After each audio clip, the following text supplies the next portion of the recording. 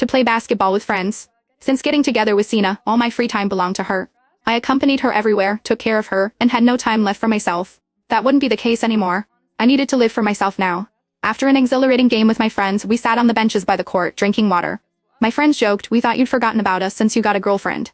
You were about to stop inviting you out." I apologized and promised, "I'm sorry guys. It won't happen again. Count me in for any future plans." That's more like it. Come on, let's go to the internet cafe and play some games. When I was with Sina, I couldn't fit into her Instagram world, but I had slowly distanced myself from my own friends for her sake. I revolved my life around her, prioritizing her above all else. Looking back, I realized how foolish I had been. When I got home, it was almost midnight. I opened the bedroom door to find Sina sitting on the bed.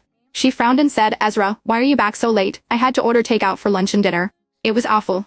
I opened the closet to get some clean clothes. I ate at restaurants today too. The food was pretty good, not worse than home minus cooked meals. Sina stared at me in surprise. "You used to say you cook for me every day and that I shouldn't eat takeout because it's unhygienic."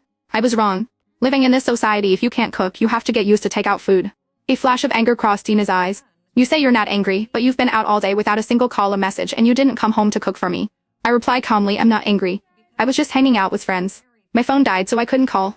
Seeing my attitude, Sina suddenly threw off the covers and got out of bed angrily. She grabbed me as I was about to leave, her voice shrill. "Can't you be more understanding? I've told you we're just like siblings. What are you still upset about?" "Ezra, my patience has limits." I shook off her hand. "I'm really not upset. I'm tired. I'll sleep in the guest room tonight." With that, I took my clothes and went to the bathroom to shower, ignoring Sina's calls from inside the bedroom.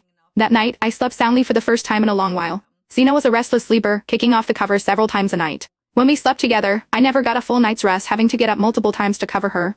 Early the next morning, Sina sat in the living room with her arms crossed, her face dark with anger. I knew she was waiting for me to apologize first and make her happy. In the past, whenever she was unhappy, I would beg for her forgiveness even if I didn't hint on anything W or on. Then she would list a bunch of conditions, and only after I had fulfilled them all would she reluctantly forgive me. This had been the pattern for years and I was tired of it. I ignored her, got ready, and left. I had important things to do today. I went to the office to submit my resignation letter. My manager was surprised and tried to persuade me to stay, but I insisted on leaving. I had originally taken this job to be close to Sina, to take care of her. But now, that was no longer necessary. Last night, I had a video call with my parents telling them I was planning to quit my job and return home. I saw the tears of joy in my mom's eyes. My dad's health hasn't been good lately, and he's been struggling to run the small supermarket by himself. When I say home, it's not some remote village but a coastal city. Sina had always refused to go back with me, saying she wasn't used to the food there. So I left my parents to find work here with her. That evening, I met up with my friends for dinner and told them the news. They all agreed that going back was the right decision, as my parents' health was more important. After a few drinks, someone suddenly asked, "What about Sina? Is she willing to go back with you now?" I was silent for a moment, then smiled bitterly. "No, we'll probably break up."